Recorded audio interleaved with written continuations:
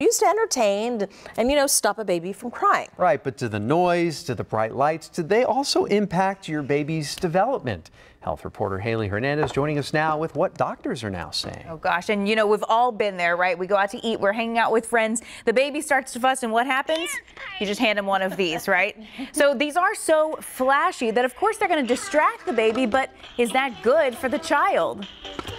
Noisy, blinky, attention-grabbing toys. Are they too stimulating or are they soothing? I think there's a fine balance. Mom and dad often reach for something like this to distract the baby. Tracy Lehman from the Nick Finnegan Counseling Center says while these toys might help distract the child, there's no educational value in artificial noises like there is when you are face-to-face with the baby. There's no educational toys out there that have been shown to be effective in helping increase or speed up development. Again, the live face-to-face interaction is really good for them. Learning to socialize, being part of social events is really healthy. And Dr. Sherry Sandifer from Texas Children's Pediatrics agrees, saying if you're using a noisy toy to quiet a noisy baby, it might be a bad idea. Kids they're learning to use their voice too, so you don't want to sort of silence everything all the time either. But experts agree there's no known serious harm in the baby having them, when in fact it might help you. If not having that toy there is going to make you stressed out, more frantic, not be able to enjoy yourself, not get that me time, and you're going to lose your patience more easily with your child, then have a noisy toy around.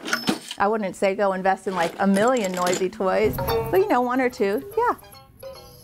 Now, the American Academy of Pediatrics does have much stricter guidelines for screens like televisions, iPads, and phones. They say they should not be used to pacify babies and suggest no screen time before your child turns 2 years old. Now, once again, they echo the idea that face-to-face interaction is the best way for your baby to learn, but there's also many studies being done on how artificial light of television and iPad screens are impacting brain and eye development. So you got to ditch the electronic babysitter then. The iPads, everything just...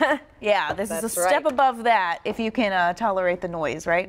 Not for very long. Rather listen to the baby. Small doses. Yeah. I would rather I have an important question though. When do you draw the line when it comes to like FaceTime? For instance, we have 3 sets of grandparents all in different states, so we use FaceTime for them to be able to see the baby. Now we're up to 3 and 5, but well, they're saying that the babies, before 2 years old, they're not really sure if they can actually see and hear.